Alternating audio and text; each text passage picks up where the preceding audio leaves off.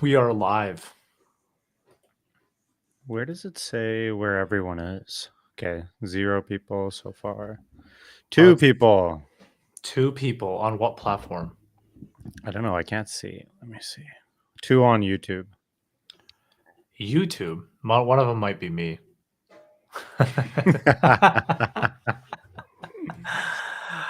Oh, that's too good.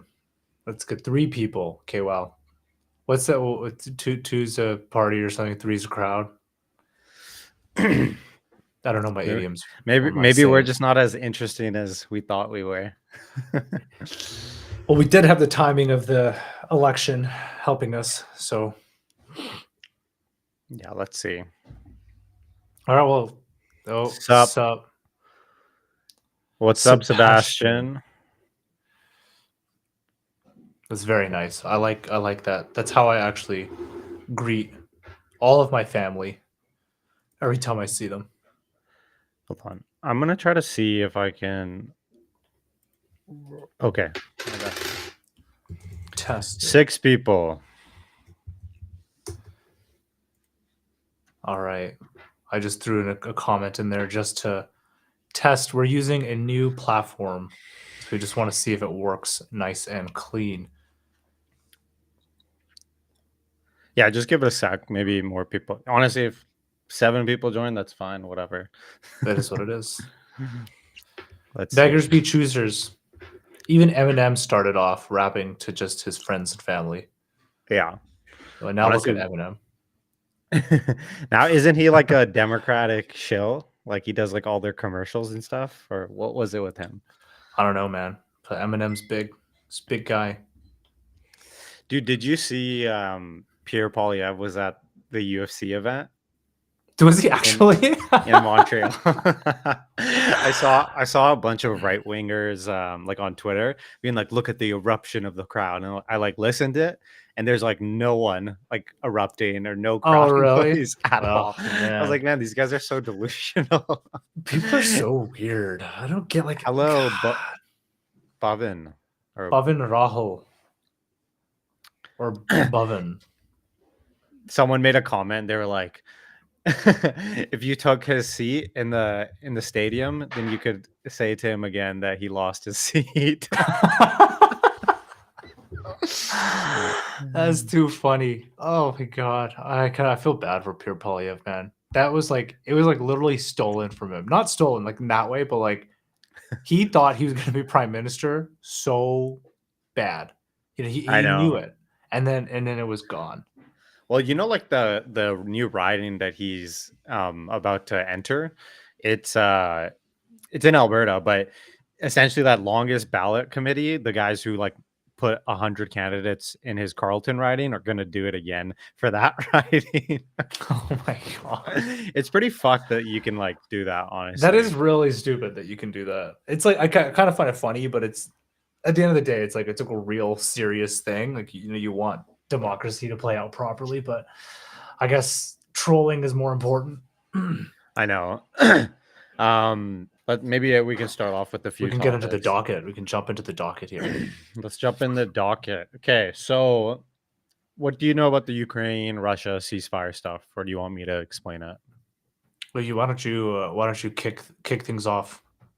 So essentially, Trump just like tweeted, or I guess Truth Social, that he wants Ukraine to accept a meeting with Russia without having a formal ceasefire in place, and that was kind of like the big contention point, that they needed a ceasefire. But he's like, no, accept the meeting. And essentially what people think, or what like analysts think is going to happen, is they're going to like secede, or they're going to formally recognize Crimea. They're going to secede, like, I think it was 8 territories that Russia doesn't even have full like control over yet. And Ukraine is going to never join NATO. So basically Ukraine's getting fucked in every single sense of the word. Honestly, like, it's kind of crazy because the whole shenanigans started because NATO told Ukraine to get rid of their nuclear arms, right? And they were like, "Hey, if you get rid of it, we're gonna get you into NATO. Don't worry about it." One, Ukraine should never have done that.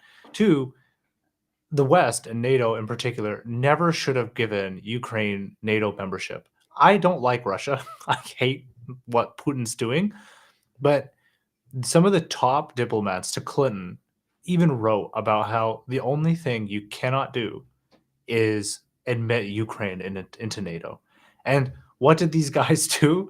They decided to admit Ukraine into NATO. Now, obviously, that doesn't justify going into, invading another country. But now Ukraine has lost like hundreds of thousands of young men, or 100,000 plus young men, Russia as well. Now they're going to lose Donbass. They're going to lose Crimea, and they're back to square zero. They still don't have nuclear weapons, but now they're not part of NATO. This is going to be the most unfortunate, sad war in modern history. No, 100%. And it's even more concerning. Like, I don't know how much I buy into like Russia wanting to go further into Europe, but right before they invaded Ukraine, they were conducting military exercises like in the region, right? Like close to the border. And now apparently within Belarus, close to the Poland border, they're conducting military exercises again. So I have no idea what their intentions are. Maple Damn. Street, what's up? That's a pretty sick name for is it a YouTube channel? Maple Street. That is, if he has that name for his YouTube channel, I'm jealous. That is such a good name. Yeah, let me get you. Is it a YouTube channel name or a username? I can't see it. Maple Street channel. Anyways, though, a certain connection of mine was telling me that he was deployed to Poland as a part of a NATO exercise. Yeah, I know. Yeah. I know which Yeah. connection this is. Yeah. Oh man, honestly, it's just I don't think Russia's gonna do it. I mean, if they do it, like this is the problem with nuclear weapons. Like, what do you do? Like, what's the end game? It's just deterrence. Like at this point, like none of them are going to use it. They won't. But that's then what do you do? Like, okay, so let's say Russia goes into Poland. Okay, let's say they go into Poland. What does NATO say? Let's fight. It's a ground war. Like No, it'll be a ground war. then Russia says, okay, stop fighting. Otherwise, I'm gonna bomb you guys. Then what does everyone do? But if that's the case, then that's just mutually assured destruction. But that's my point. Like it's just nothing makes sense. War doesn't make sense anymore because it's all mutually assured destruction. Yeah, no, I agree.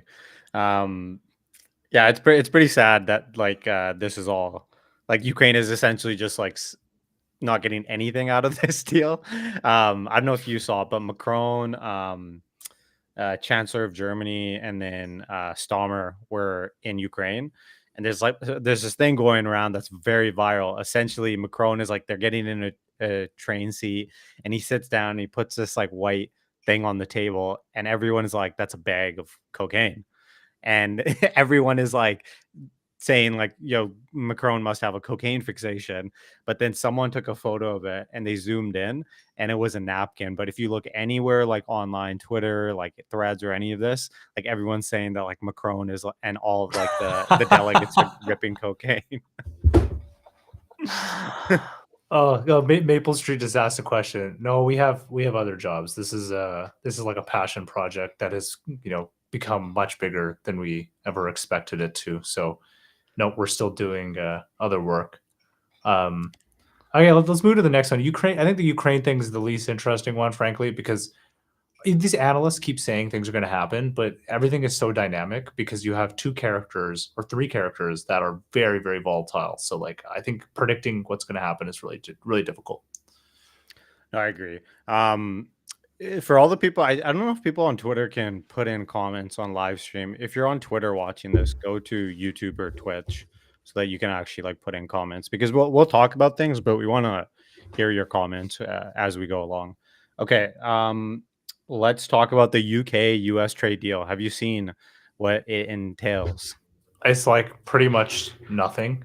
Like, I mean, Yeah, it's not a big deal at all. I mean, like it's not bad. It's not a bad thing. It's just not a good thing. They're basically at baseline, Yeah. with the exception of like steel. That was the only thing that was like fully excluded. Automakers are like at 10% still. I was so like when I saw that like thought it was some big comprehensive deal, but I looked like and saw the details and it's like a big nothing burger. And everyone's just touting like their ability to negotiate these trade deals. The China one that just came out today, I bet you it's gonna be nothing as well. From the Chinese side, if you listen to like the ministers, they said it was productive talks, but they had nothing like concrete in the works. So I have no idea like how legit it's gonna be. Yeah. I mean, like, in the grand scheme of things, a UK trade deal means very little. And then the China trade deal obviously means a lot. But I think there will be something important there, transparently. Like, what can China really do? And what can the US really do? They can't keep playing this game, right? Like China is not in a good economic state. The only advantage China has is that their government is willing to really sacrifice their people. Right? That's really it. That's their advantage. The US has the advantage of they are the biggest player. They're the biggest supplier of, critical technology. They have the greatest military power. They can coerce other countries, they can do all this other stuff. I mean, it just feels like the natural thing for them to do. Um, but maybe it's a nothing burger as well. Like I think it might even just be like, how does Trump maintain an appearance of like he succeeded here? Okay, well, how what do you think the level of tariffs currently on China are? Like, it's like I'm pretty sure I think it's 145%. I Yes, yeah, it's From high. what I've seen, some people are saying that they're gonna like lower it to 80%. That's what I was Um, reading. Yeah. but China is definitely just going to go towards Europe and more into Russia, like a lot of these places where the U.S. Is pulling back. I saw something really interesting. I was reading about with listings in New York for Chinese companies. Apparently, they might use that as a means to like ban China from doing business or lowering their cost of capital in the states and abroad by delisting them. If they do that, that will be huge because a lot of companies or Yeah. a lot of investors, foreign investors, won't invest in Chinese companies unless they're dual listed, like through an ADS or something on NYSE or NASDAQ. I honestly don't think that'll do anything. Like, Xi Jinping doesn't care. Like he literally stopped the IPO of Ant and jailed Jack Ma. Like he's imprisoned tons of business guys. I think he won't care at all if these companies are delisted off the New York Stock Exchange. And even the European angle, like this one I always get confused by. Why are people so in Europe so excited to partner with China? It doesn't make any sense. Like, and the US played this really stupid. They should have gone to Europe and just been like, hey guys, let's all go in joint force and just tell China like you can't do this anymore. You can't bully us. Or we have to shift production or whatever. But they didn't. They demonized everybody, and now I don't know. I think this is like I think something's going to come out of it. It just doesn't make sense for the US or China to keep going down this route. The US is getting all this pressure from like the Walmarts and everything, basically being like, we're going to have a supply chain shock. But then China, I think people don't really realize this. China is not in a good economic condition right now. It's in a really bad situation because consumers aren't consuming and they already don't consume at all.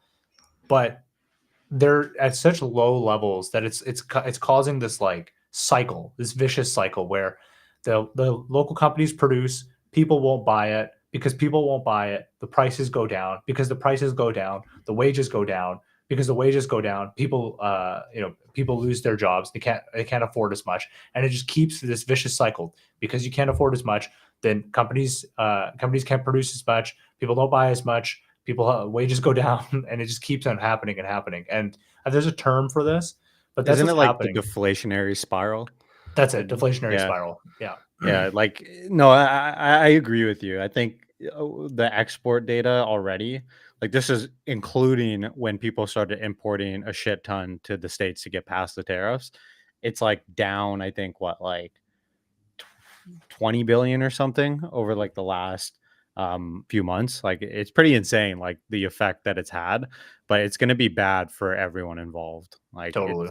it's just going to be like whoever kowtows, I guess, first. But I think there's a more interesting discussion with globalization and like free trade that people just don't have. So like the more globalized you are, right? The more globalized you are, you're going to drive down prices. You're going to create more market efficiency. Like I think it's pretty much indisputable. But you do introduce fragility into the market, and you saw that with COVID, right? And now you're seeing this with like war, right? If China goes to war with the United States or vice versa, um, the US doesn't have drone technology that it can use, right? So like that's a fragility, right? We saw with 3G or sorry, 5G, Europe, Canada, United States, Australia, New Zealand, they can't compete against Huawei. That's fragility. So like all of this sort of stuff that you have that you wouldn't have had in a globalized world is introduced into the market. And then there's a second part, which is yes, you create increased market efficiency, but you also might introduce greater income inequality um, over time, not in the short term, but in the long term. And so I think these are some of the questions that as a society people should be asking like what do we really want to solve for? Do we want to solve for pure market efficiency or do we want to solve for a little bit more of a balanced system that has lower levels of inequality? The more balanced system, you will all be poorer, but you'll be more equal. Versus the less balanced system, you will be richer, but you will be more unequal, which is maybe psychologically worse. And so, like, I think these are some of the interesting questions that we should really be thinking about. But no one seems to be talking about this. Like you see these articles about small town America being affected by tariffs. Of course, everyone is going to be affected by tariffs. Who wouldn't be impacted if the cost of goods goes up? Right? There's a small minority of people who are going to buy things and pay more because they're made in America. Most people don't give a shit about that. And so, like, the question isn't like, and I think the U.S. government is trying to frame it as it's a win-win. We can have tariffs. We can eat our cake too. We can have our cake and eat it too. We can have incredible economy even though we have tariffs. We can increase productivity even though we have tariffs. The reality is you're not going to have that, and it's more of an honest conversation of are we okay not having that because it might have other benefits. Yeah, like I posted this a while back, but the US got out of the manufacturing industry a long time ago. Like Yeah, that's not their bread and butter. They do not specialize in it. They don't have a comparative advantage in it. Like there is no reason why they should be, you know, deciding to make shoes in America or clothes in totally. America. Um yeah, it's a bad situation. I'm pretty sure though the market's going to rip tomorrow. It's going to be up We'll a see. lot. Well, Did you see yeah. the pharmaceutical news? That's crazy. That one is interesting. So maybe just quickly on what Maple Street said about stealing IP, undercutting prices, and locking down supply chains. Meanwhile, we flip flop between acting tough and hoping the market fixes it. Yeah, I mean, I think I blame Europe more than anyone else for this, and Canadians.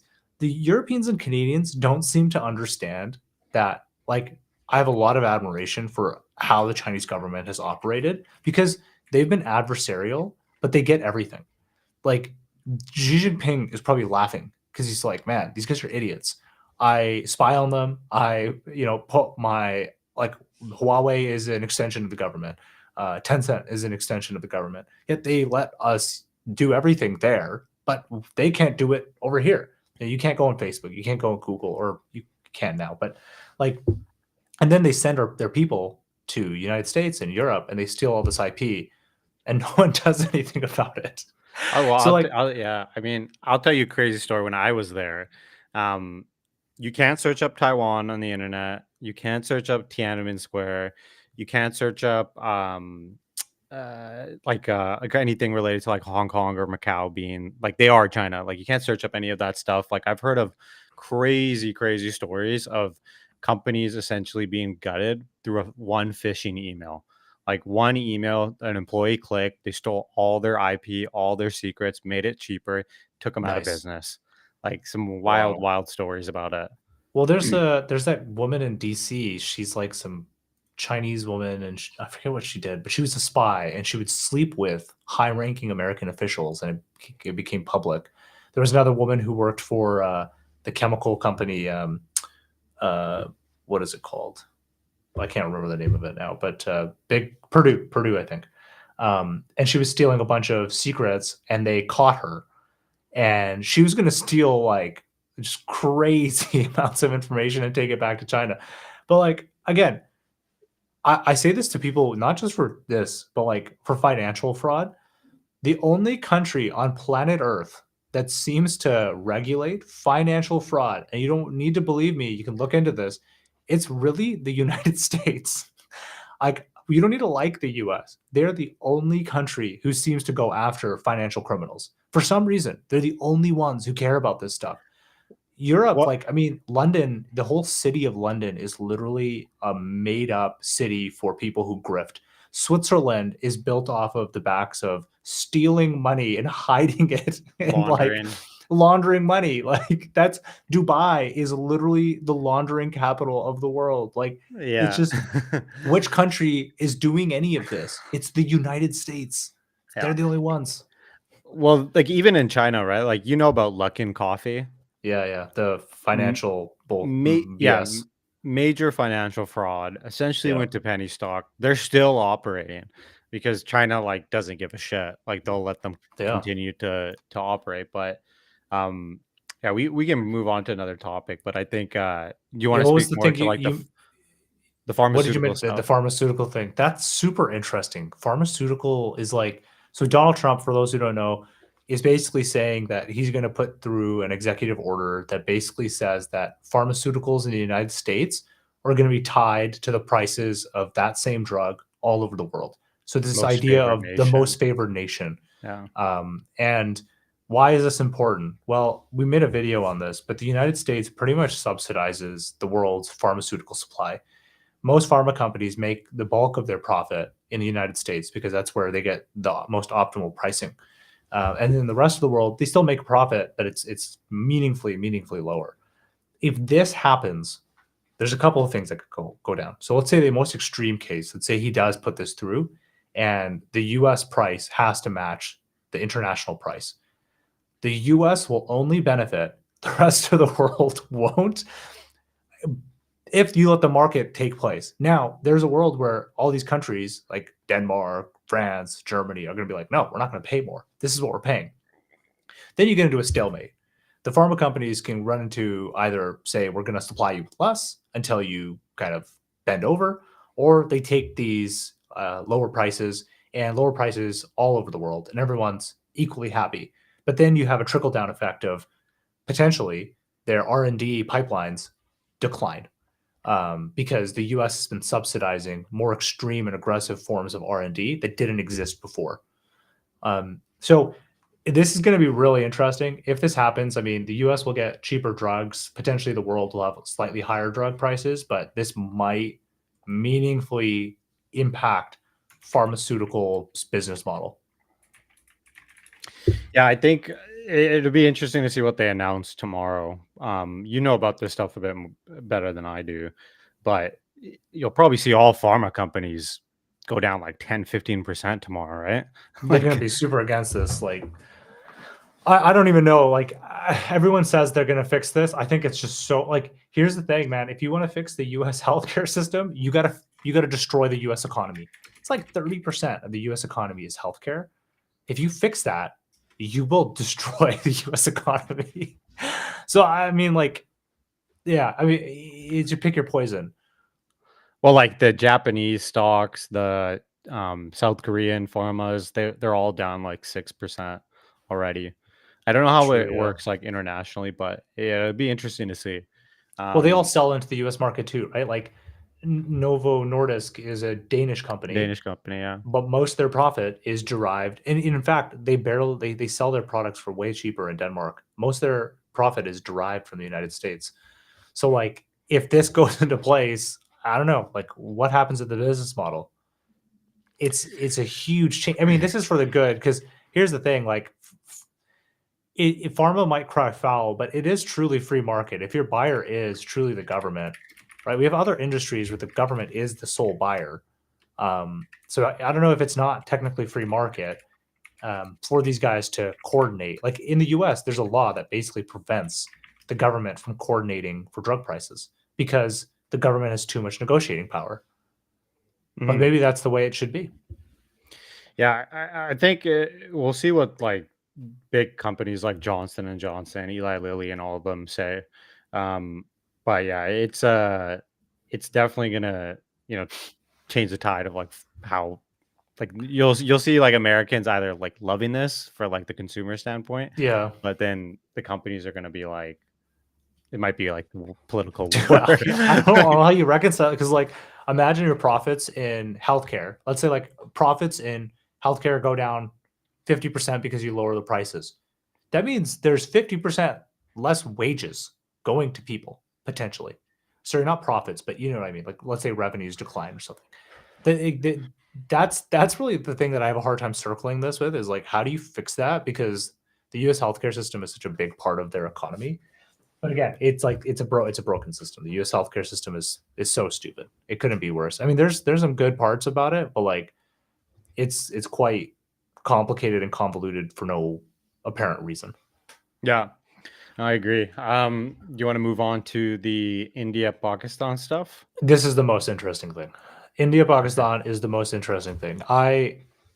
For everyone who knows, like, or doesn't know, for everyone who knows, let me tell you, for everyone who doesn't know, India and Pakistan are in what's considered, I guess, the fourth war over Kashmir or Kashmir, because there was a terrorist attack that happened a couple of weeks ago or 2 weeks ago, where Pakistani militias killed like dozen plus people or something Yeah, in a that tourist town. militia was the same one that attacked in Mumbai. Yeah, exact same militia that did the Mumbai terrorist attack, whatever was it, 2008 or something? I forget when that Yeah, happened. around then. Yeah. And that militia group definitely, like, the Pakistani government was going to say no. They definitely have ties to the Pakistani government. Like, I'm not saying all of them. It's not like a centralized effort, but the Pakistani government knew where Osama bin Laden was, or pockets of the Pakistani government. So it would be shocking if they didn't know, or somebody didn't know that this was about to happen. So then India started doing some targeted strikes, but they killed civilians in those targeted strikes, and this war has finally like progressed past this like specific contested area. It's actually gone to uncontested land. So Kashmir is contested, or pockets of it, and there's uncontested pockets of it. They're fighting in the uncontested pockets. Currently, it's at a ceasefire because of the United States, because the U.S. doesn't want this to happen. India is their only real like countermeasure or counterforce to China in the region, and they have strong ties to Pakistan. So they don't want to destabilize the region. What were you going to say? Yeah, well, another important thing, like why Jammu and Kashmir is the way it is because, and we're like we wrote about it in the newsletter that's going to come out tomorrow. Essentially, um, the I guess Maharaja of like Kashmir was given the choice to Hari decide where Singh. he, yeah, and Yeah. he decided to go to India, even though like 75% of the people are Muslim or Muslim ethnic, and then that basically created this whole mess we're Well, in now. let me actually elaborate on that. And I think people should think about this a lot more when they think about countries generally. Okay, so India we think of as a monolith. Prior to the British, India was not a country, and it never has been. India has been separate kingdoms, very different kingdoms, in fact. The most recent kingdoms were there was like a handful of them, and they were broken between mostly Hindu Muslim kingdoms and then one Sikh kingdom. Um, when the partition was happening, basically the British, who screw everything up because they're morons when it comes to this sort of stuff, like they drew a line, and that line wasn't decided by anybody from India or Pakistan. It was pretty much unilaterally decided by one British lawyer. Now, India, the founder of India, the forefather Nehru, he didn't actually want to separate India and Pakistan. He wanted one country.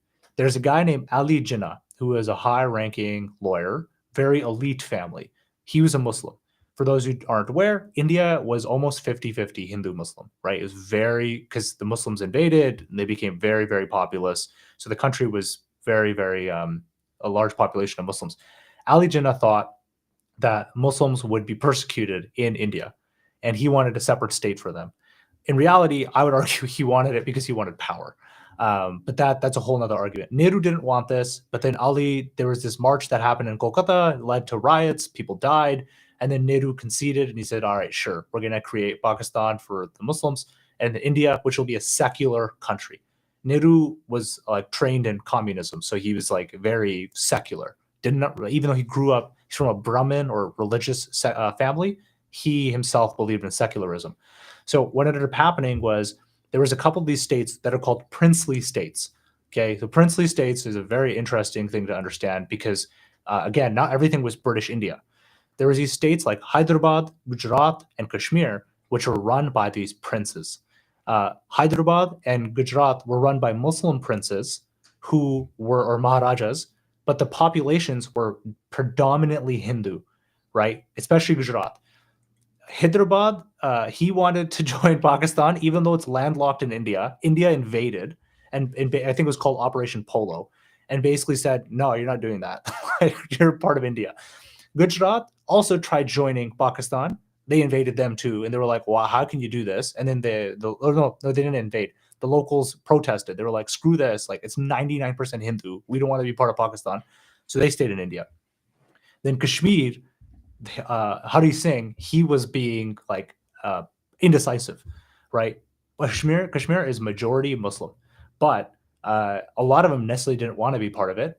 Potentially, most of them did, and because he was dragging his feet, Pakistan invaded, or a bunch of militias that were potentially backed by Pakistan forces, but maybe not. And then Hari Singh went to India and said, "Hey, yo, help me out. Send an army, bro." And he's like, "All right, we'll send an army in." And then they obviously beat the militia. And then Nehru promised to run a referendum, but he never did. He said he was confident that the Muslims would want to join India and be part of a secular state, and there would be a rebuke to Muslim-run Pakistan, but it never ended up happening. And there's a reason Nehru wanted Kashmir a lot, and people often overlook this. If you look at a picture of Nehru and you see the hat he wears, you'll realize Nehru, his family are Zoroastrians. Zoroastrians are people who migrated from Iran. His family migrated to Kashmir. His family converted to Hinduism and became Brahmins, which is the elite caste, and they're from Kashmir. So he doesn't see Kashmir as some like second place he just wants to get rid of. He doesn't care about it. It's like literally his ancestral home. That is why he never wanted to do the referendum, because he didn't want to lose it.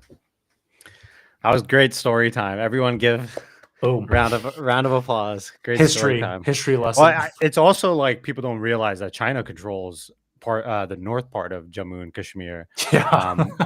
And that's also a point of contention between both of them because of the border control. Yeah. And then it gets even crazier because the water treaty between India and Pakistan, essentially India supplies, I think, over 80% of drinking water or just water in general for irrigation to Pakistan, and they're holding out or threatening to hold out that water source because of the attacks. Like it's a very have you ever read Prisoners of Geography? No, I don't think I have. It's an unreal book. It's basically explains like very popular borders and why like they are the way they are. And it goes into like India, Pakistan, like Russia, with the Ural Mountains. That's pretty cool. But it's a really interesting book, and like they talk about India and Pakistan all the time, and it's just like such a shit show. But I think I don't know like what's gonna happen. This ceasefire is in place, but they continue to like fire on each other. If you look at like bond markets, yields are up in India. I think stock market in Pakistan was down 9% and it was down like 4% in India. So it's like bad for both countries. And Pakistan has really not been doing well. Like India's been on the up, Pakistan has been on the down. It's a lot with the institutions, like the way they govern, like a lot of corruption, no strict institutions. They allow for terrorism to basically like culture and grow like in Pakistan. They don't give a shit if like you harbor your terrorism cult like center, like wherever you want. They don't care. Like, which is what happened with Osama bin Laden. Let's answer some of these questions. I don't think there's any questions. There's one question about any news on the Russo-Ukraine war. Yeah. So essentially they don't have a ceasefire. Russia apparently is open to meeting with Ukraine with like the U.S. being there, but ceasefire like isn't on the table, but Ukraine wants it. Dude, I would hate negotiating against Putin as Zelensky because it's like you're in the right. Like you're in the right. Like, but it's like arguing with somebody and they killed your friend and you're just like, hey man, I'm really sorry for stealing the Kit Kat from you. Like, and they're like, okay, like I forgive you for killing my friend. That's I literally like Zelensky's position. He's no, like, I mean, I think, yeah, no, I agree with you. I think Russia just in general is so interesting. It's similar to like India, like, or China, even with all these different regions. It's not culturally like no, monotonous, like it's every single area of Russia is so different. And basically, they all do not want to be a part of Russia. Like, it's such a crazy scenario that Russia could collapse in the 90s. And through Putin's rise and his basic like dominance or grip on power, he's basically took them back to what they were. And the US let it happen. well, I think like this is one of those like interesting things about game theory. Or what do you do? Do you treat them nicely and hope that they change, or do you continue to isolate them and hope that they change? And I think the predominant approach that the West has taken for the last 100 years has always been to isolate countries, right? So we isolated like Japan is the craziest one. Like the way that they isolated Japan by basically saying that not all humans are created equal in the Treaty of Versailles, which pissed off the emperor, and he's like, "All right, so I guess Japanese people aren't the same as white people." Like, I would love to go back in time and talk to these Americans and British people who are like, "Yeah, like we don't want all humans to be equal. Like, we have slavery. We like it's just like it's so stupid, so dumb." And the same thing happened with Russia. Like again, I'm not rationalizing what Russia did, just as we don't justify that Japan went on an imperialist binge. But like, why do you keep isolating and antagonizing these countries? It's not the approach. It doesn't work. Like the only way it works is if you work with them so that they slowly modernize and improve their culture on their own. Because when people get a taste of freedom, they want it. like look what is happening in certain Middle Eastern countries. They're becoming a lot more liberal, slowly over time, even though they're under an iron grip. Like, but these countries are regressing because the U.S. has tried to force their way. Well, China is essentially that now. It's so well, I guess Chinese. What is the famous quote that they always say? Chinese characteristics, or you know what I'm talking about when they Oh describe, yeah, yeah. Chinese um, character, or sorry, economy socialism. with Yeah, it's pretty much. communism with what is I know you're talking Chinese. I'm gonna Google this. Chinese characteristics with frick. What is it? Socialism with Chinese characteristics. That's the one. That's what they always say. Yeah, so like if you've ever been to China, you would think you're like in a different world. The people there don't have it. The only way for China to not be an authoritarian state is if China went through a deep recession. Yeah. Most people have it good, so they're never gonna ever, revolt or want change. But that only happens when countries are. Oh, someone said capitalism with. Capitalism with Chinese. Oh, it's Why is it Andy. It's social? Andy. It's Is Andy. it It's our editor. What else were we talking about? Um, what does 2 and 20 mean? 2 and 20 is a term used in finance for how you charge for your investment fund. You charge 2% management fee and 20% carry. It's just a funny kind of inside joke. well, okay, you gotta explain what carry is. Carry is profit share, pretty much. Yeah. Um, Well, this channel used to be called No no Grift. grift or grift guru or something. Yeah, No Grift or Grift Guru, because we wanted to go down like the CoffeeZilla path, but that ended pretty quick. Ended pretty fast. If you maybe one China, day when we have like 1 million subs, we'll release like the old the vaults, just stupid videos.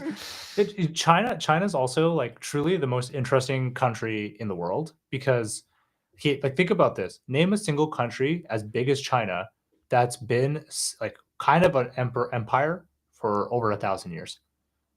None. It's the only one. It's literally the only country that's like that. India wasn't like that. India's the closest. Europe is just an amalgamation of tiny countries that have fought and always been different. China, we see it as some homunculus, like some blob, but it's so different. All the different areas of China are so different, yet they've all been part of the same country for like 1,000+ years. I mean, obviously they've had warring and it's Well, like fractured, but so much of the world is influenced from China. it really Tea, is. from the food angle, like tea, Gunpowder, pasta, gunpowder. and how to run a country. Their Yeah. administrative state is the longest running administrative state, Well, Japanese took their writing system from China. and the Koreans. Yeah. Well, no, the Koreans The didn't. Koreans, Maybe yeah, they're not their writing they have. system. Sorry, they're No, I don't think the actually Koreans did. no. I think the Koreans did too. Hangul was invented in like the 1600s. Oh yeah. I don't think so. But what did Maple Street say? Sorry about the off-topic questions. I've been watching for almost 7 months. Always wanted to ask you all of these. Yeah, I mean, we been talking about doing more live streams. We're totally like, any question you want to ask it, whether it's contentious or not, we're gonna answer it. We're pretty open like that, and we have a small live stream audience right now, so you can ask us anything. This is like a personal consultation. Yeah, that's like 17 people. No, it's 37. So 19 37. on Twitter, 17 on YouTube, and who's the one person on Twitch? Yeah, we want to know who you are. Tell us your Yeah. deepest, darkest secrets, buddy. My friend just came back from Pakistani yesterday. His airfield was bombed by. Yo, everything's pretty good. Have you Trust seen that me. video of the Pakistani kids going to like they're graduating like elementary school or like Oh my junior God, high, so and it's funny. like, when I grow up, I want to be a pilot and bomb India. I want to bomb India. That is the best. And then the teacher's just like, he is going to be a pilot. That's crazy. What a funny Man, region.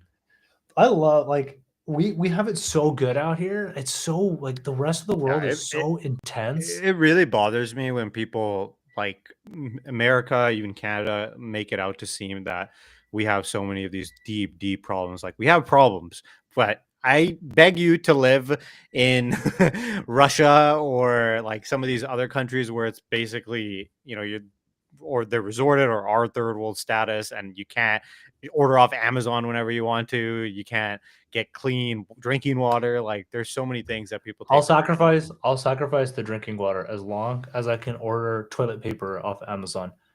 For those who don't use wet wipe toilet papers, you guys are clowns. You should invest in using wet wipes. They're disposable wet wipes that you can use to clean yourself after you go to the washroom, and it'll change your life. Are you a official ambassador for Dude Wipes? I don't use Dude Wipes. I use like a P&G brand. Honestly, it's the best. It's so good. Like, what a huge conflict of interest. You're talking about pharmaceuticals and you're a P&G guy. we'll talk about P&G. We're sponsored by COVID vaccines. If you haven't gotten your 10th COVID vaccine, you should go out and get it now. Like, you need 10. You need 10. I was getting passport renewed the other day, and literally, like, on the front of the passport office, it said, highly recommend that you wear masks in case of like COVID-19. And I was like, man, like, government is still taking that strict stance. It's crazy. You know what? Like, if people want to wear masks, power to them. Like, whatever. I like that, because like when I go to then Asia, I don't get sick. Yeah, when I go to Asia, everyone there is so careful because of what was the SARS in Korea and Hong Kong. Like, they're careful about it, and I like that because I won't get sick. But here, like, people don't know how to fucking cover their coughs with their elbows. Oh, like, man. That's like with kids. Like, one of our cousins, she has a baby, and I'm so bad about this. I never want to hold the baby because I'm like, I don't want to get sick. It's just littered with germs, and I'm like, I haven't been sick so long. I don't want to do this, but No, I feel you. it's, what Okay, was the other what topic? else? I think there was another topic that we I had. think we went through most of them, Did we have about but we the? could talk about other stuff. Let me look at Let me. Bloomberg real quick. There was something I'm trying to reading. There was something that came up that was interesting. Um, what was it? Any You know, questions in the chat? Balenciaga should make a outfit like Zelensky's and sell it. Oh, what we could talk about. Okay, this is what we could talk about. Carney meeting with Trump. What did you think? And I'll tell I think you he what did I a thought. really, I think he did a really good job. Like, I mean, here's the thing. It's actually kind of refreshing seeing somebody who's an adult in the room. Like Trudeau just comes off like a child when he talks to leaders, but Carney clearly knows. Like he's talked to senior, serious people before, and he had to bite his tongue, right? Like Trump made fun of Christian Freeland, who's the, like I think the godmother of his child, or vice versa, and he didn't say a thing. And I was like, man, that's good. That's how you should, like. That's what I want. I want these guys to stop saying publicly that they hate other leaders. Like, keep it to yourself. Don't even say anything bad about any leader, because you want all the negotiating leverage on your side. But all these politicians in this TikTok generation just want to make like sound bites. So, Carney, good job with your meeting with Trump. Yeah, I agree. I think people don't understand because I saw some folks online were saying, like when Trump was saying the 51st state rhetoric, or even saying things about like Christopher Freeland or Justin Trudeau, like he should defend them and he should, defend Canada. I was like, that is the worst thing you could possibly do. Yeah, And Trump is very, very emotional. He will remember super. that you contested him and that you did not agree with his stance, and he will use that in his negotiating leverage. And I don't know if Carney did it intentionally or he got camera shy or audience shy, but that was the best strategy that they could have hoped, or an Yeah, outcome they could have hoped for. I don't. It's not going to do shit when they negotiate for tariffs because Canada has zero leverage. Oh, someone said. yeah. That's a good question. So first, Jahind, that it's like a side note. It has almost no historical relevance, the statement, but like that's a whole another conversation. Uh, this comment of Carney is the one for Canada. Maple Street. He had one meeting with Trump. That's been 2 weeks. Yeah, we need to What do chill. you? Yeah, chill out. Like, just hold up. What if he came out and he said no more Maple Street, no more maple syrup, increase taxes by 50%? At least like, you could wait for him to do something. This whole idea of remilitarization, that's interesting. That's Yeah, very interesting. I think Canada's behind in terms of Arctic military strategy, like compared to countries like Finland. Um, they have a very, very extensive military strategy, especially because they're right next to Russia. But I think from what I was reading, Canada needs to like step up their spending just to protect like the interest in the region. They might have to just bring in the states, but yeah, I think the whole Carney trade scenario, there's a realistic scenario where they lose the auto industry in Canada. Totally. Like there is no reason from Trump's perspective why they should be manufacturing there, because from the company's perspective they have a lower cost. Well, and that cost is one. There's only one lower cost. What is that lower cost? It's labor. It's labor, which is Yeah, the least defensible. If we had a manufacturing advantage, that's one thing, but it's just slightly cheaper labor. and when you add 20% or 10%, that advantage goes straight out the door. So out the door. Um, so I really think that auto in Canada is going to be like completely wiped. Like there is no, Yeah, yeah, it's gonna be bad. It's gonna be brutal. we'll But from see. Like yeah, I mean, I just don't know why they would do their business there at this point. I Like would. I mean, but like, what if Trump backs down on that? Who knows, right? It could be something he backs down on. But your point is fair. Like the only reason that it exists is lower labor cost, and frankly, like if Trump says you guys got to like we're going to tariff it away, then they got to go somewhere else. But I think it's obviously up to him, but it's more so in the like whatever the companies decide.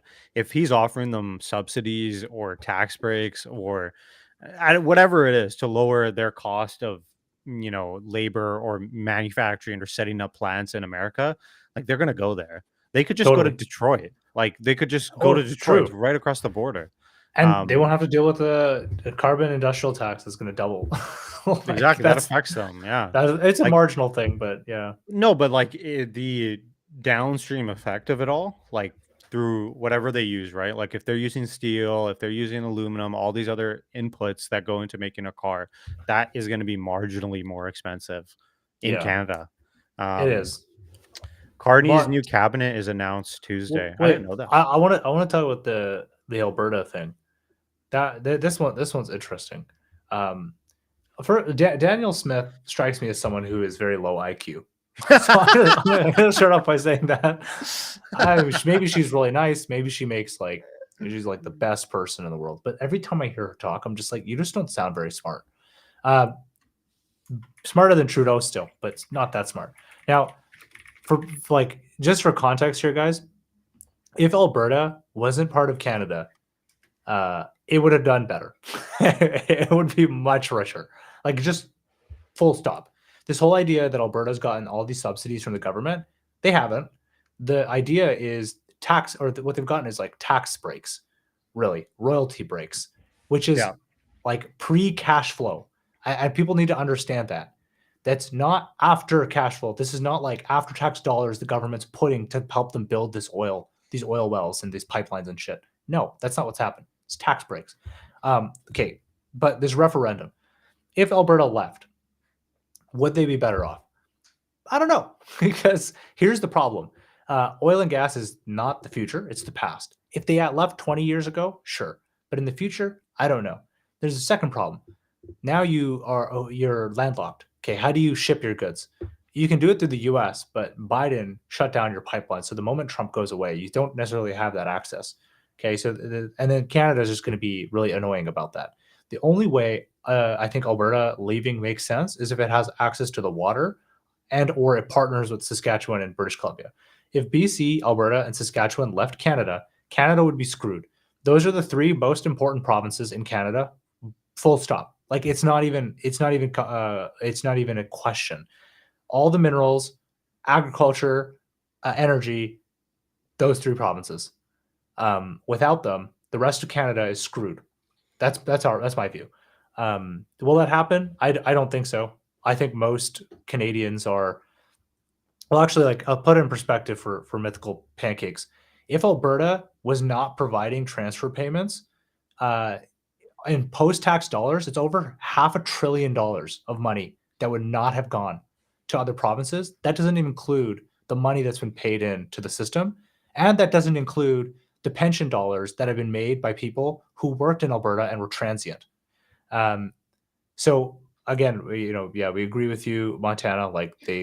Yeah, I think there's a lag, so that's why his comments are maybe slightly delayed. But yeah, we agree. Them leaving on their own doesn't make any sense. Yeah, it's not going to happen either. Like even if they get those 100,000 signatures that they need to trigger a referendum, like most Albertans don't want to Don't leave want to do it. Yeah. Canada. Yeah. Um, This EV thing is a good question. Should Canada work with China on EVs? Okay, well, what does that mean? Probably not. Like maybe I don't know because, like, I mean, maybe elaborate what you mean. Sumitbal, Sumitbal, Sumitbal Taliwal.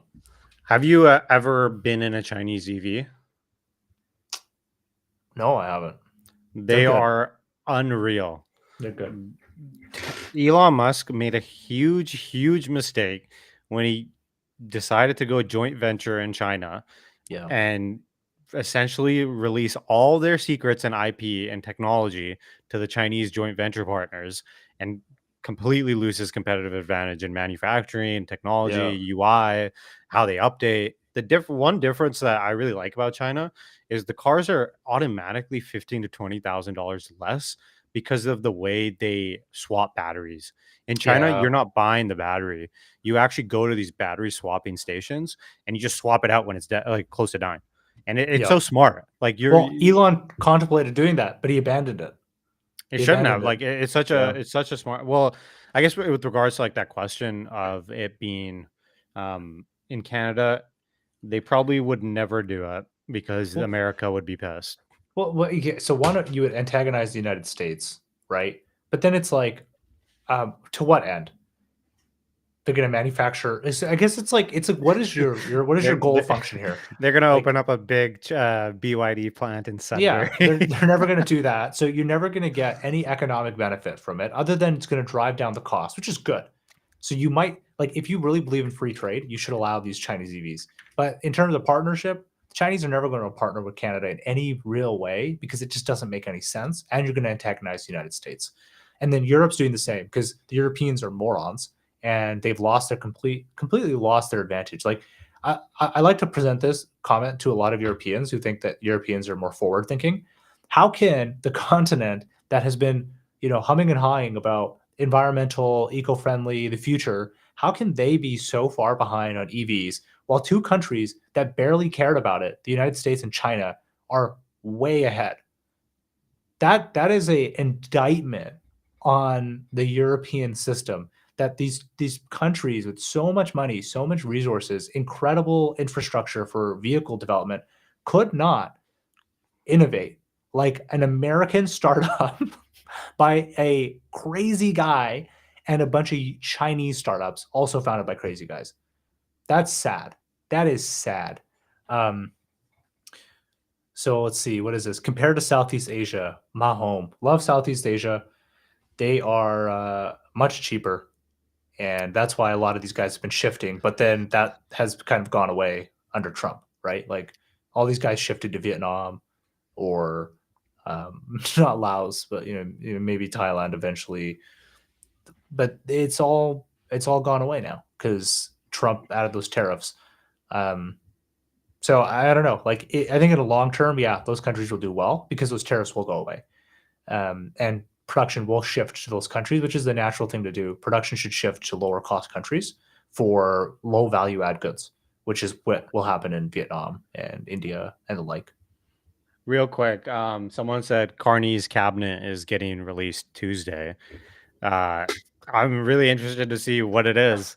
Same. Apparently, staffers are saying it's a very Hunger Games aspect. They're making it much slimmer, not trying to bloat it up. So that'll be good if they do it that way. But I swear, if they have the same ministers in important positions that they had during the Trudeau era, I will severely question Carney's competence. Yeah, I agree. Like, let's see who's the current cabinet, Canadian cabinet ministers. So what we got? Here, I can show you. No, why don't I share my screen real quick? Okay, so we got Dominic LeBlanc. Uh, I'm mixed on him. I think he has experience, but he's not apt for the job. I think he should get axed, but I don't think he will because Carney wants someone with a lot of experience. Uh, Melanie Jolie, she's not bad, but again, what right does she have to be Minister of Foreign Affairs? Like, makes no sense. Francois Philippe Champagne, Minister of Finance. What? Like he of all the guys in the cabinet, I will say he's probably the smartest. But actually, I won't even say probably. He is definitely the smartest member of the cabinet. But again, what right does he have for being Minister of Finance? Okay, Anita Anand, Minister of Innovation. What has she done? Well, That you know the old Minister of Innovation, Navdeep Bains, right? yeah. Now You he's know where CIBC. yeah, Yeah, CIBC board chair, right? yeah. Or It's board chair or ridiculous. This is a um crony capitalism. Like these guys just they like leave and Navdeep they Bains probably knows as much about um finance, investment banking, M&A as I probably know about uh curling or freaking sewing machines. Like, like that guy doesn't know shit about it's finance. It's ridiculous. crazy that CIBC essentially, engages in crony capitalism. But Makes no yeah, sense. Anita Nunn, I don't know Bill Blair. Well, so Bill, Um, Bill doesn't matter. Like Anita Anand. Like yeah, again, legal background. Let's look at these backgrounds. So So Anita Anand was a lawyer. Doesn't have any experience in science and innovation. Probably doesn't know how to spell physics. Okay, Dominic LeBlanc. Okay, what has Dominic LeBlanc done in his life? And this is the big problem with the U.S. The British form of government that Canada has, where you make these cabinet ministers MPs, which is like moronic. So what does he have? Oh, great. Dominic LeBlanc was also a lawyer. Right. Okay, cool. Maybe I'll give him a pass. Okay, Melanie Jolie. What has Melanie Jolie done in her life that makes her apt to be the foreign affairs and international development? Oh, wow, surprise. She was a lawyer too. Has she ever worked in anything related to the world and business and finance? No, zero experience. Like it's The so only one stupid. who might actually be the smartest person, but is kind of like has a conflict of interest, is Jonathan Wilkinson. He worked at Bain, and he worked like in clean technology. Yeah, look it Jonathan up. Wilkinson. I actually recognize this name. What? He's probably the only one that like actually is competent. Yeah, maybe. Yeah, that's good. Good. I actually didn't know about him. But my Um, point is though, like he was involved in clean technology his entire life. Like he might have a very, deep no, bias. but we need Stephen Gilbo. Oh, he's the best. He's the Uh, best. That guy is what is he now? Culture and identity. He was environment, wasn't he? he was Before? environment. Yeah. Dude, I want to see what was his experience. They should make all MPs take a test, like for intelligence before they are allowed to run. Yeah, I agree. Confused gray elephant. Are you guys still in consulting? No, we transitioned out of it. I think But I was like 2 years ago. yeah, but not working. We're still working outside of this. Um, but let's see what else we got. I see we put 220 in charge of finance. No. I think everyone would hate me if I was put in charge of finance. I would yeah, I would not be liked.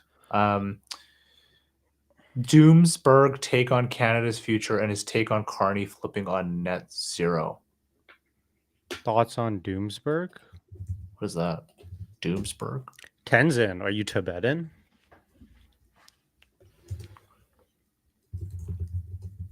How they missed the tech boom remote. Can you say overregulation hindered European EV sector? Yes. I think Europe, like there's like I guess like a framework for how to think about risk. There's like risk preventing things. So you avoid risk or you mitigate risk by preventing things. And then there's also introduction of risk by not doing things. Europe has figured out how to prevent risk by stopping things, but has introduced so much risk by not doing things, right? Like this is literally that. This is exactly that. They say, oh, you can't do this, oh, you can't do that. Makes it super complicated, makes it really confusing, takes forever to start a business in a lot of these countries. And then, Bob's your uncle, some, South African American dude who founded PayPal has beat you to it without, having a country that wants it. So, I also we forgot to mention this, but with the UK trade deal, one thing I did think that was interesting was America essentially um, told the UK to axe their digital sales tax, which was on all the tech companies. but they I didn't promise to do that. I thought they did. They confirmed it. Oh, No, oh, maybe I missed that. Did they confirm it? but if that is the case, that would be huge for Meg 7. Because Europe hates Meg 7, it would make sense that Meg 7 will probably go on a pretty crazy run if that happens with the Yeah, other countries. Because you really can't get anything done M&A wise, anti-competitive wise, tax wise in Europe. Okay. yeah. We are going to end the stream now. I'll just respond to one last comment. Maple Street said, I worked at Global Affairs Canada, and Canada hires anyone for government roles. I know a bunch of people that work there too, and they were not the the The smartest people. smartest. Yeah. But Maple Singh, we know you're smart. So Okay. All right, guys. We will do more of these in the future. Let us know. Email us if you want more of these. Uh, Maybe we'll do a community one day, a free one, like where people can just chat and we can just have like close community members. But thanks for joining. We'll see you guys next time.